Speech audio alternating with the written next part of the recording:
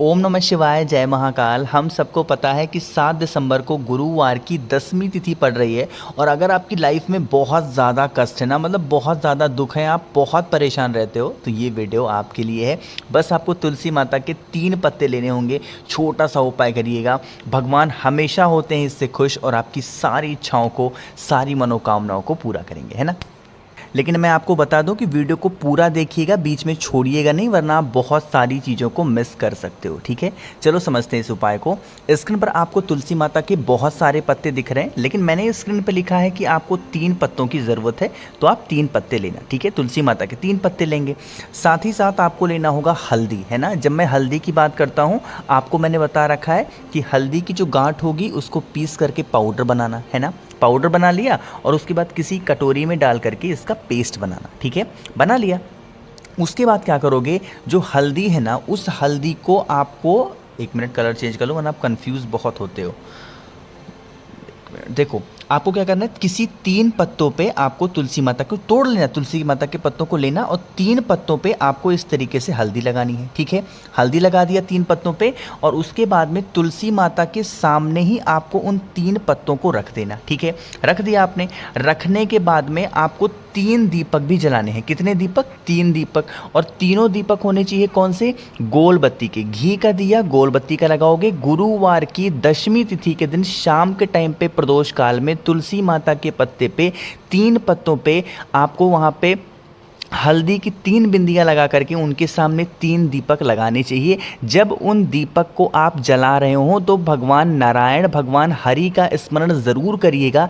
ऐसा कर देने से हमारे घर में कभी क्लेश नहीं होता, कभी हमारे घर में कोई इंसान परेशान नहीं होता, क्योंकि इससे माँ तुलसी बहुत खुश होती हैं। और माता तुलसी अगर खुश होंगी तो हरी भरी रहेंगी। और जब तक आपने गुरुजी की कथा सुनी होगी, जब तक माता तुलसी का पौधा आपके घर में हरा भरा है, कभी भी आपके घर में नेगेटिव एनर्जी प्रवेश नहीं करेगी। कभी आपके घर में किसी को भी टोने टोटके या फिर किसी की हाय लगना जिसको बोलते हैं, वो कुछ भी नहीं होगा। ठीक है, तो हमें हमेशा कोशिश करना चाहिए कि चाहे वो कोई सा भी महीना हो, तुलसी माता का पौधा किसी भी कारणवश सूखे बिल्कुल भी ना। अगर सूख रहा है तो आप मिट्टी चेंज करें, बार बार सूख रहा है पौधा तो आप दूसरा चेंज कर दें, बट आपके घर में तुलसी माता का पौधा होना चाहिए और वो सूखे बिल्कुल भी ना। अगर माता तुलसी का पौधा आपके घर में है और वो सूख गया तो आपके घर में टोने टोटके बहुत लगेंगे, फिर आप कुछ भी करा लो कोई फायदा नहीं होगा, है ना। तो हमेशा कोशिश करिए कि माता तुलसी का जो पौधा है वो सूखे बिल्कुल भी नहीं, है ना। समझ में आई बात मेरी?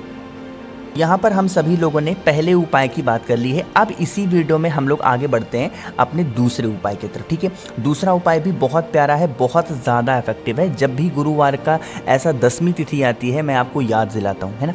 क्या करोगे, आपको लेना होगा, यहाँ पे गुड़ दिख रहा है तो गुड़ के कुछ टुकड़ों को लेना, 2 से 3 टुकड़ों को ले लेना। लेकिन उससे पहले आपको बता दूँ कि अगर इस उपाय को आप करते हो तो फ़ायदा क्या होगा, है ना। जैसे आप कभी भी किसी भी ब्राह्मण देवता से, किसी पंडित जी से पूछोगे ना कि हमें जो हो बृहस्पति की दशा लग गई है, बृहस्पति ग्रह हमें परेशान कर रहे हैं, या फिर हमारे घर में किसी की शादी नहीं हो पा रही है, या फिर हमारे घर में क्लेश बहुत होता है, लड़ाइयाँ बहुत होती हैं, कुछ भी अच्छा नहीं होता है, तो हर कोई इंसान आपको यही बताएगा कि आपको 2 से 3 गुड़ के टुकड़ों को लेना। ठीक है, ले लिया।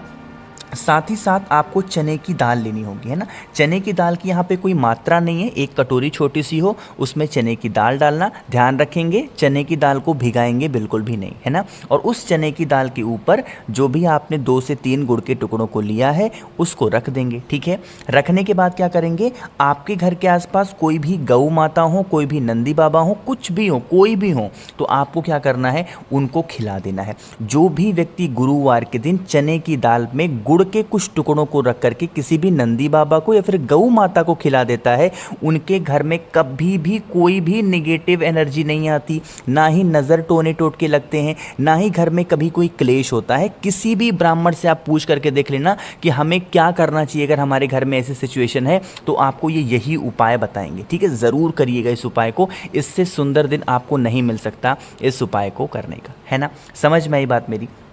चलो, तो 2 उपाय की बात हमने यहाँ पे कर ली है, बहुत इजी, बहुत ज़्यादा आसान थे।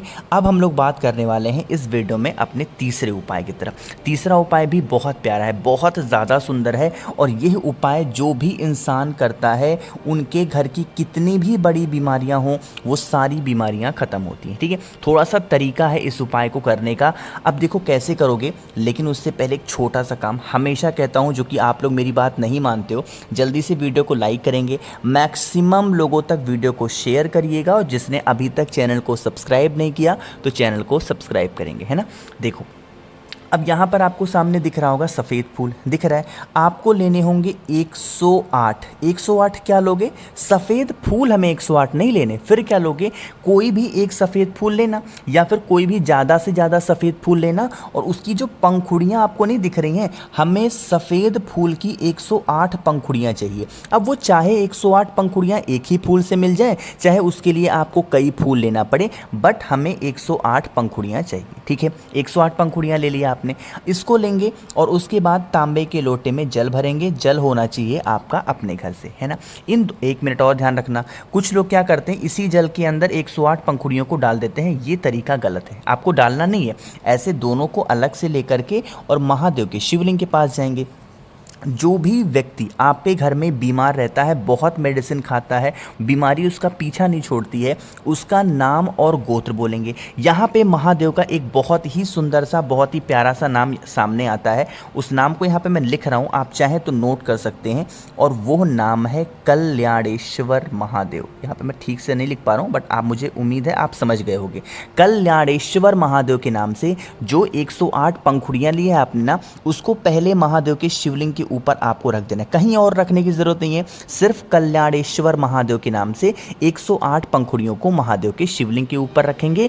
जो व्यक्ति आपके घर में बीमार है उसका नाम और गोत्र बोल करके, ठीक है। इतना काम कर लिया आपने। अगर आप खुद बीमार है तो आपको अपना नाम गोत्र बोलने की जरूरत नहीं है, क्योंकि आप तो खुद उपाय कर ही रहे हो, तो आपको बोलना नहीं है। सिर्फ किसी और के लिए कर रहे हो तो उनका नाम और गोत्र बोलेंगे। नाम क्या लोगे? कल्याणेश्वर महादेव। इतना काम खत्म हुआ। अभी आपके पास में एक तांबे के लोटे में जल है, अरे है ना, तो आपको क्या करना है, उस जल को सबसे पहले माता अशोक सुंदरी के स्थान पे समर्पित करना है, श्री शिवाय नमस्तुभ्यम का ध्यान करके। ये जो जल आपने यहाँ पे चढ़ाया है माता अशोक सुंदरी के स्थान पे, यह जल की धार टूटनी नहीं चाहिए, ऐसे ही चढ़ा करके और चढ़ाते चढ़ाते महादेव के शिवलिंग के ऊपर समर्पित कर देना। करके देखिएगा, कल्याणेश्वर महादेव के नाम का ये उपाय आपके घर की कितनी भी पुरानी, कितनी भी बड़ी बीमारियां हों, सभी को ज़रूर से ज़रूर ख़त्म करेगा, है ना। समझे बात। 3 उपाय की हमने बात कर ली। एक बहुत ही इजी और बहुत ही आसान से उपाय की बात करते हैं, जो कि हमारा चौथा उपाय है। इससे आसान उपाय कुछ नहीं हो सकता। क्यों नहीं हो सकता? क्योंकि इस उपाय के लिए हमें सिर्फ और सिर्फ 1 लोटा जल चाहिए, इसके अलावा कुछ नहीं चाहिए। और इतना करने से हमारी कोई भी ऐसी विश है ना जो बहुत दिनों से अधूरी है, पूरी नहीं हो पा रही है, वो सारी इच्छाएँ आपकी पूरी होंगी, ठीक है। तरीका समझेंगे, नियम समझेंगे। आपको यहाँ पे तांबे का लोटा दिख रहा है, अभी मैंने बताया क्या भरोगे, इसमें जल भरोगे। कहाँ से? अपने घर से। इतना काम खत्म हुआ। इस कलश को उठाएंगे, लेके पहुँचेंगे महादेव के शिवलिंग के पास में। ऐसे महादेव के मंदिर के पास जाना जहाँ पर लोगों का आना जाना थोड़ा सा कम हो, है ना, यानी कि थोड़ा एकांत जगह हो। फेस रखेंगे उत्तर दिशा, नॉर्थ डायरेक्शन। यहीं पे सारी बात समझिएगा जो मैं बताने जा रहा हूँ। आपको क्या करना है, उस लोटे से जल महादेव के शिवलिंग के ऊपर चढ़ाओगे। चढ़ाओगे कि नहीं चढ़ाओगे? जल क्या होगा, बहता हुआ जल इसी जलाधारी से नीचे गिरने लगेगा। अरे गिरेगा कि नहीं गिरेगा? गिरेगा ना। तो आपको क्या करना है, इस जल को नीचे गिरने नहीं देना है। अपना राइट हैंड आपको इस जलाधारी पे लगा देना है, जिस जगह से जल नीचे गिरने ही वाला होता है, जल को गिरने नहीं देना है। अपना दाहिना हाथ लगाएंगे और 11 बार, कितनी बार? 11 बार आपको मंत्र बोलना होगा, ओम नमः शिवाय। क्या बोलोगे? ओम नमः शिवाय। 11 बार बोलेंगे ओम नमः शिवाय। बोल दिया 11 बार आपने।